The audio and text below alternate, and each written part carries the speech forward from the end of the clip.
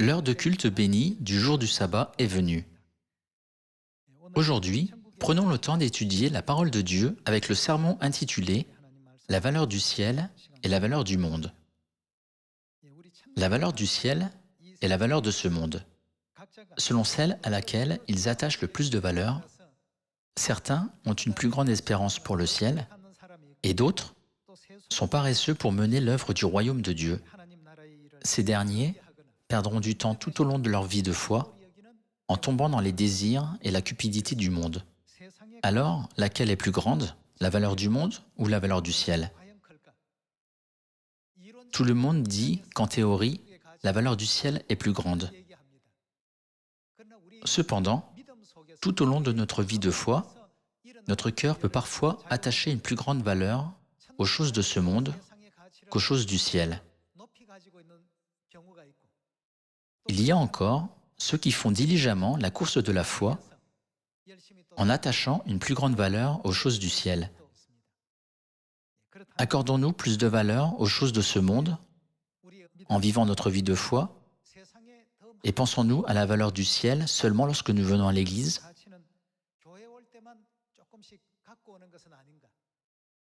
Réfléchissons tous ensemble à ce sujet.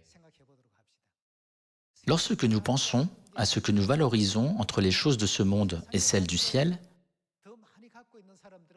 nous pouvons voir que ceux qui attachent une plus grande valeur aux choses de ce monde parlent plus des choses concernant ce monde.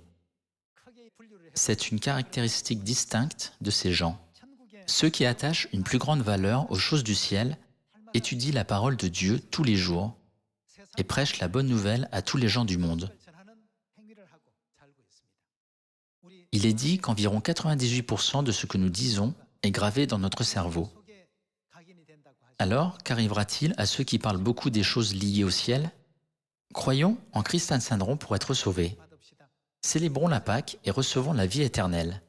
Croyons en Mère Céleste et allons ensemble au ciel. Il y a des gens qui disent ces choses tout le temps, et il y a des gens qui les disent de temps en temps.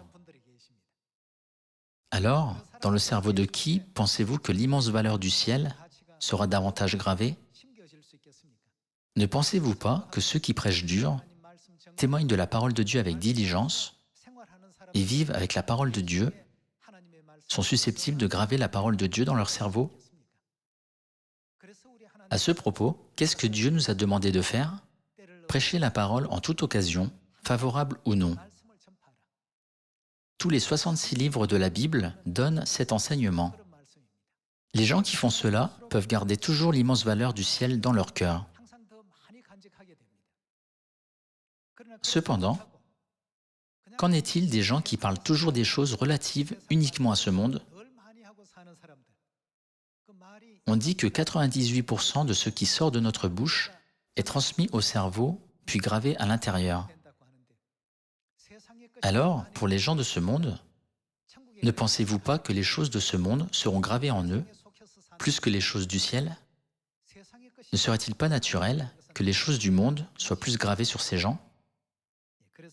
Pour cette raison, disons plus souvent les choses que Dieu nous a appris à dire.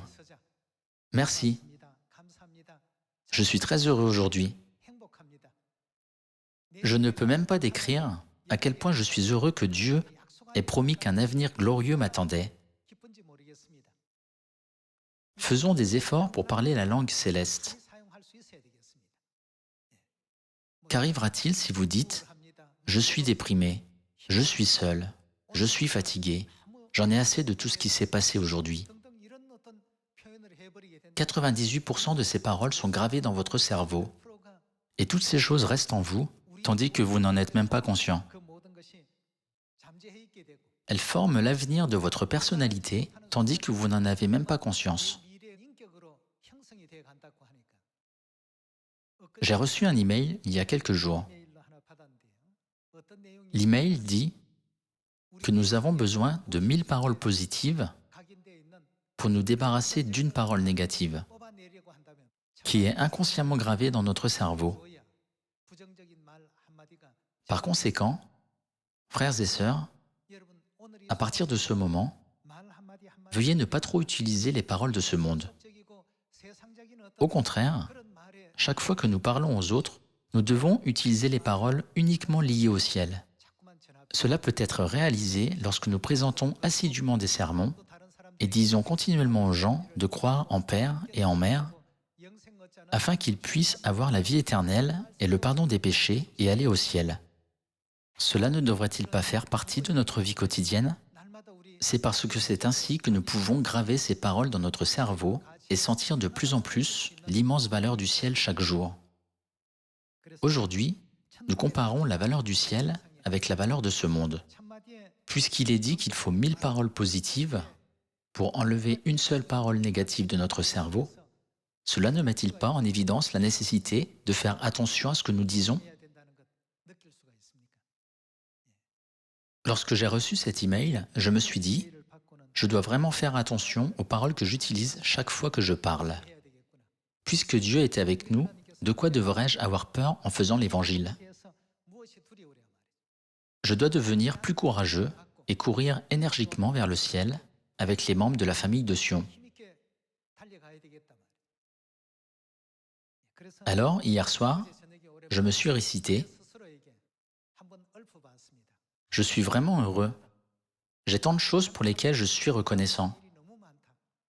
Dieu a même préparé le siège du sacerdoce royal pour que je le reçoive lorsque j'irai au ciel. Dieu attend que je revienne rapidement. Mais est-ce vraiment bien pour ce pécheur de recevoir une telle grâce? Je suis profondément ému chaque fois que j'y pense. J'ai répété ces paroles encore et encore parce qu'il est dit que 98% de ce que nous disons est inconsciemment gravé dans notre cerveau. Lorsque j'ai dit ces paroles à haute voix, c'était différent de quand j'y avais simplement pensé. J'ai réfléchi profondément à cette question. Je vais bientôt au ciel. Je voyagerai dans l'univers avec Mère Céleste, Père Céleste, toute la famille céleste et aussi des dizaines de milliers d'anges. Soudainement, toutes ces pensées ont jailli de mon esprit. Bien sûr, grâce à Dieu, j'ai toujours vécu en paix. Mais cette nuit-là, avant d'aller au lit, lorsque je les ai sorties de ma bouche, beaucoup de choses pour lesquelles je me sentais reconnaissant, auxquelles je n'avais pas pensé auparavant, ont jailli de mon cœur. Tous les membres de la famille de Sion, n'oublions jamais que nous sommes en Dieu et disons toujours « Je suis si heureux, je suis si reconnaissant, je suis si joyeux ». Bientôt, nous entrerons dans le monde éternel que Dieu nous ouvrira. Les choses de cette terre sont temporaires, mais les choses du ciel sont éternelles. Nous, non les autres, avons reçu de Dieu une promesse de recevoir des bénédictions éternelles et la chance de faire son œuvre. Alors pourquoi envions-nous les dignitaires de ce monde? Par rapport au ciel, la terre est comme une goutte d'un seau, tandis que l'héritage préparé dans le pays céleste est vaste et éternel. Soudainement, ce que l'œil n'a point vu, que l'oreille n'a point entendu, et qui n'est point monté au cœur de l'homme, nous sera donné très bientôt. Lorsque je pense à tout ce qui s'est passé jusqu'à aujourd'hui, et à la façon dont notre Église a grandi, en trouvant tous nos frères et sœurs de Sion, je réalise combien plus souvent nous devons exprimer nos remerciements à Père et Mère en disant « Père et Mère, je vous aime ». Lorsque je compare les modes de vie des gens du monde avec les nôtres, je réalise une fois de plus que nous vivons des vies si heureuses qui sont incomparables. Cela me permet une fois de plus de prendre une résolution ferme. J'entrerai au ciel, quelles que soient les difficultés. À tous les membres de la famille de Sion, à partir de maintenant, essayez de vous rappeler « Je suis vraiment reconnaissant. Je suis heureux. Je suis joyeux. Père et Mère, merci beaucoup d'avoir ouvert un avenir si brillant pour moi. Je suivrai tous vos pas jusqu'à la fin. quelles que soient les difficultés et partout où vous me conduisez. À ceux qui disent continuellement « je suis déprimé », des choses déprimantes continuent à se produire. Puisqu'on dit qu'il faut 1000 paroles positives pour enlever une parole négative, nous ne devons pas laisser les paroles sortir négligemment de notre bouche. Aujourd'hui, remercions Dieu de nous bénir à travers ce jour de sabbat. Il y a 2000 ans, avant de monter au ciel, Jésus a enseigné à ses disciples « Je vais d'abord vous préparer une place ». Par conséquent, Père Céleste doit préparer des places où nous demeurerons une fois que nous irons au ciel. Ce monde plein de grâce de Dieu peut-il être comparé avec la valeur de ce monde qui est temporaire et momentané?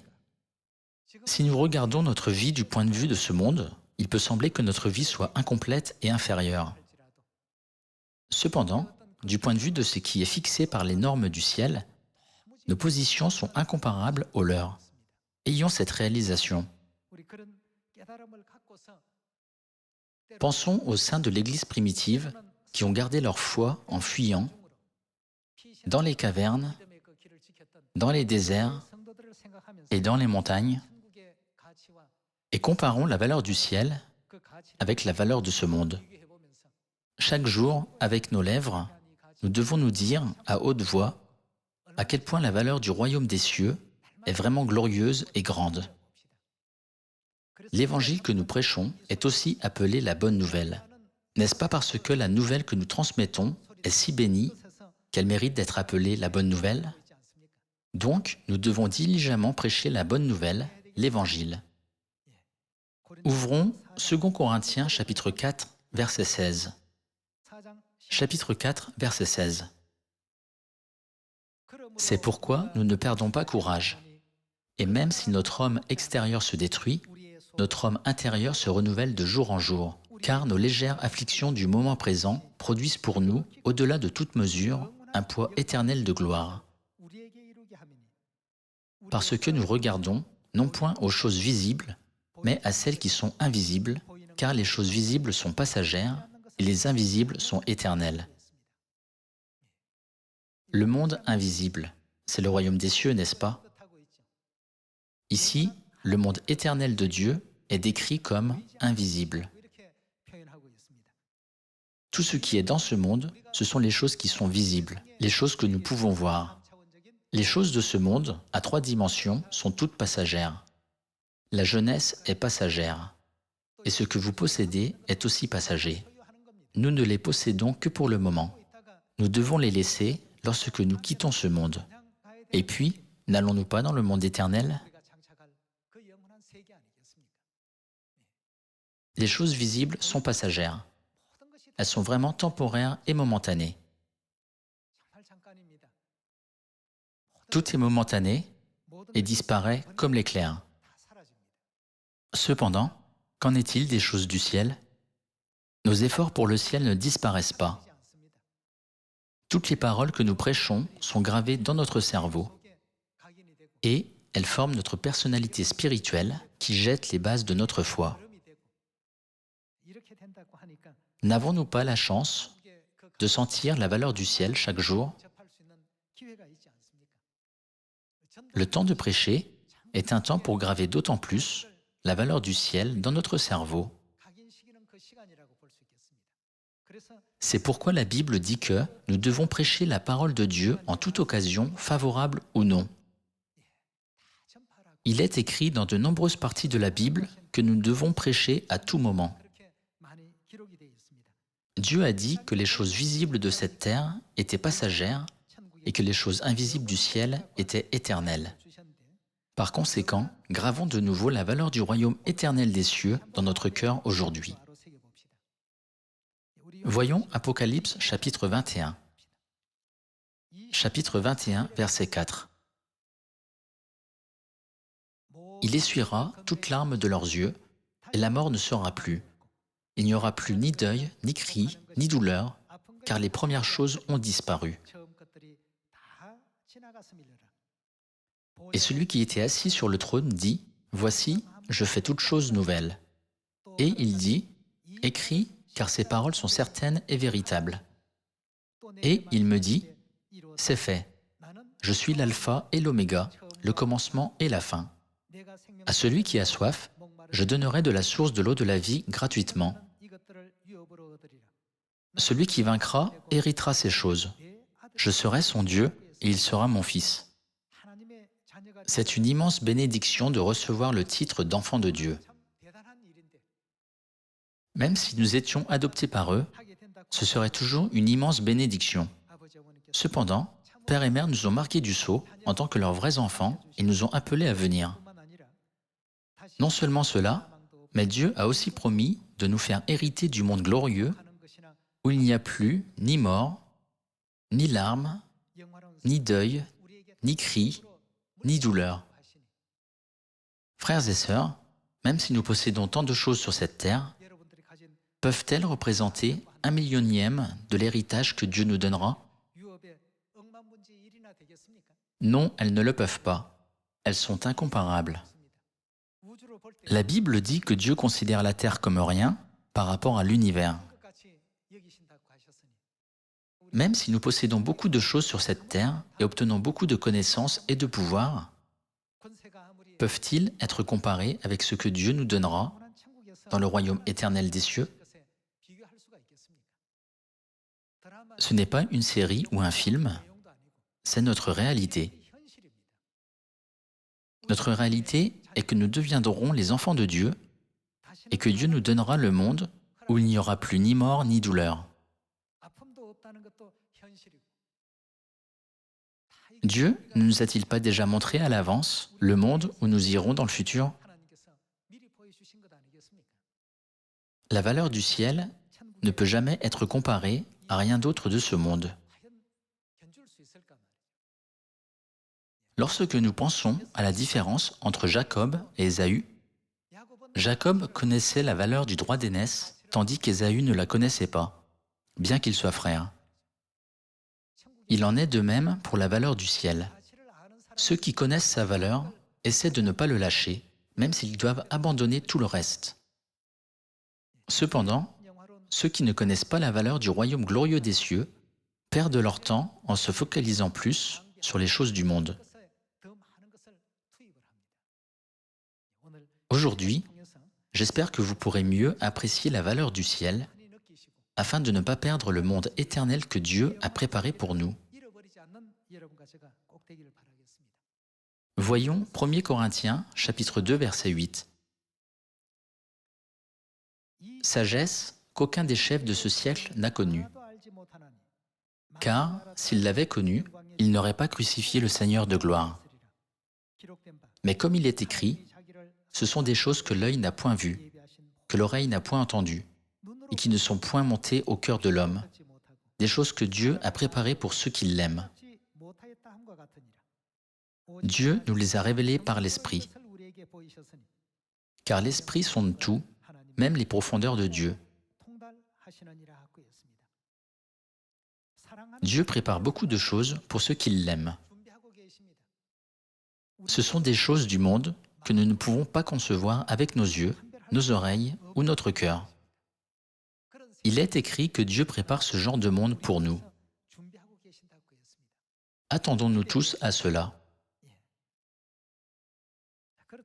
Alors, quel sera le résultat final de ceux qui se basent sur ce qui a de la valeur selon la norme du point de vue de ce monde, sans connaître la valeur du ciel? Voyons Apocalypse, chapitre 20, verset 7. Chapitre 20, verset 7.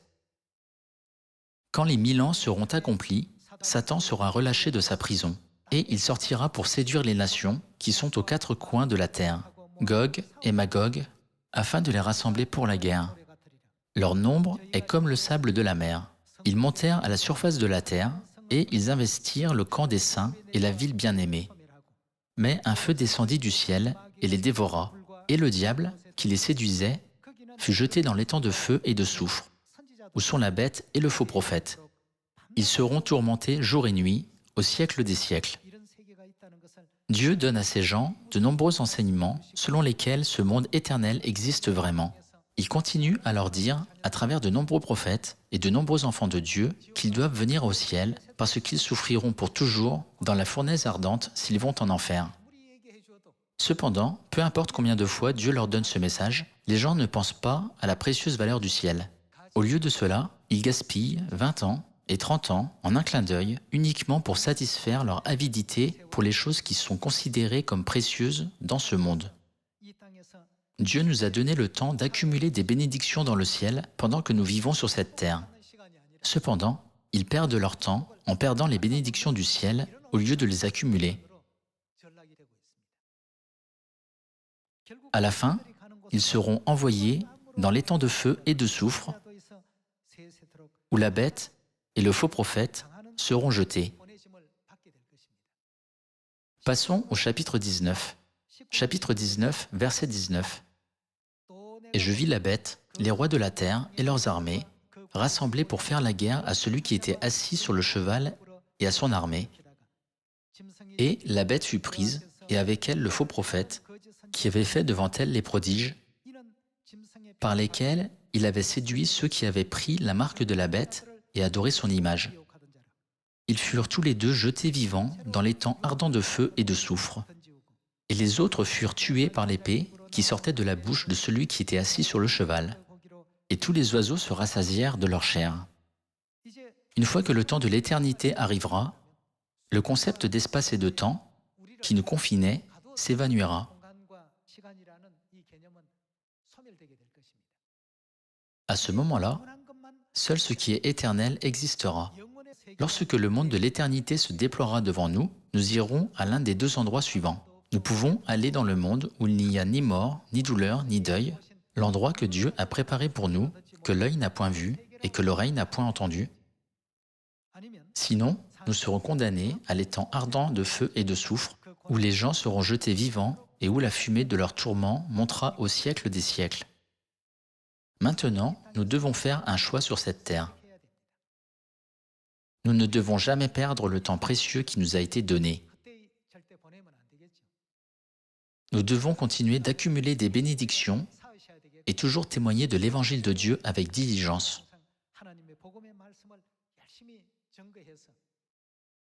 Avoir l'esprit de prêcher l'évangile avec diligence est un acte pour graver la valeur du ciel dans notre cerveau.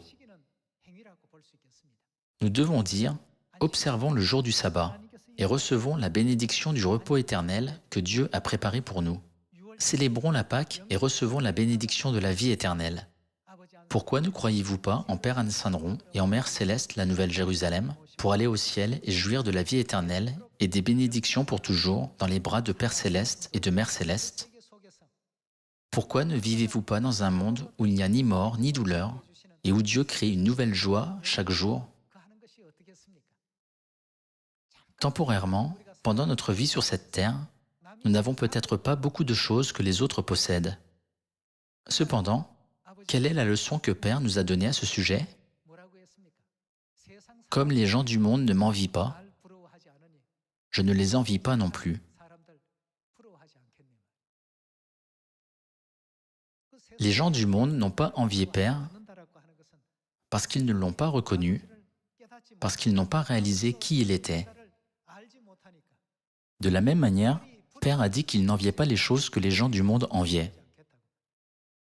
Frères et sœurs, même si vous possédez beaucoup de choses de ce monde, elles sont temporaires. Même si quelqu'un occupe un poste élevé au sein du gouvernement, c'est temporaire. Tout cela disparaît. Ne disparaît-il pas très vite? Si nous pensons à la valeur du ciel, nous devons nous demander, ai-je beaucoup de pierres d'achoppement autour de moi sur mon chemin vers le ciel? Ou est-ce que je suis le chemin que Père m'a tracé pour me conduire au ciel? Réfléchissons à cette question et remercions Père et Mère de nous avoir montré le chemin du ciel. Nous n'avons pas besoin de chercher d'autre chose. Nous avons déjà rencontré Père et Mère et avons reçu l'enseignement sur le chemin du ciel. Pensez-vous que vous pouvez trouver le chemin du ciel si vous regardez autour de vous dans d'autres endroits? Seuls l'Esprit et l'Épouse peuvent tracer ce chemin. C'est pourquoi ils disent que celui qui a soif vienne à moi. Venez, recevez les paroles de la vie et apprenez le chemin du ciel. Ne vivez pas pour la vie temporaire, mais pour l'éternité. Revenons brièvement à l'époque où Jésus est mort sur la croix, il y a 2000 ans. Il y avait deux brigands, l'un à sa droite et l'autre à sa gauche. Le brigand à sa gauche n'a pensé qu'à sa vie momentanée sur cette terre et a été de complicité avec les gens qui calomniaient et ridiculisaient Jésus. Il l'a fait en s'attendant à ce qu'il reçoive le pardon de son péché. Il n'a pensé qu'aux choses de cette terre. Cependant, qu'en est-il du brigand à sa droite? Il savait que lui-même et l'autre brigand méritaient de mourir à cause de leurs péchés, mais que Jésus n'avait aucun péché et était crucifié pour racheter les péchés de l'humanité. Il pouvait voir que Jésus n'était pas un méchant comme lui et l'autre brigand. Puis, il a réalisé quelque chose. Le brigand, à la droite de Jésus, a ouvert ses yeux sur le monde éternel de Dieu plutôt que sur ce monde temporaire. Jésus, souviens-toi de moi quand tu viendras dans ton règne, je serai à tes côtés. Le brigand à ta gauche t'injurie et dit toutes sortes de mauvaises choses contre toi. Mais je crois et sais que tu es juste. S'il te plaît, souviens-toi de moi quand tu viendras dans ton règne. Puis Jésus lui a donné une promesse. Aujourd'hui, tu seras avec moi dans le paradis. Peut-il y avoir une plus grande bénédiction que celle-ci dans le monde? À un moment décisif qui décide de la vie et de la mort, le brigand à la droite de Jésus a été miraculeusement sauvé. À quoi a-t-il pensé? Contrairement aux brigands à la gauche de Jésus et aux Juifs qui injuriaient et ridiculisaient Jésus, qui ont valorisé les choses de ce monde, le brigand à la droite de Jésus a attaché une plus grande valeur au monde à venir. Plutôt que d'essayer d'être quelqu'un à qui les autres personnes dans ce monde veulent ressembler, à quel point est-ce formidable et incroyable de devenir les fils et les filles de Dieu. Regardons le monde céleste éternel qui nous est promis. Père a dit, comme les gens du monde ne m'envient pas, je ne les envie pas non plus. En gardant notre espérance pour la vie éternelle et les bénédictions que nous aurons dans le ciel avec Père et Mère, que devons-nous toujours faire? Être joyeux. Et que devons-nous faire en toute chose? Rendre grâce. Nous devons constamment parler la langue céleste. Je suis vraiment reconnaissant. Je suis joyeux. Je suis si heureux d'avoir le droit d'être en Dieu. Je suis si heureux que Dieu m'ait permis de recevoir cette vérité et m'ait donné la chance de faire l'œuvre de l'Évangile dans la vérité. Nous devons être extrêmement joyeux et reconnaissants pour le seul fait que nous pouvons faire l'œuvre qui est déjà accomplie dans la promesse de Dieu. J'espère que tous les membres bien-aimés de notre famille de Sion penseront toujours à quel point la valeur du ciel est plus grande que les choses qui sont considérées comme précieuses dans ce monde. Je souhaite que tous reçoivent beaucoup de bénédictions du ciel que Dieu a répandues aujourd'hui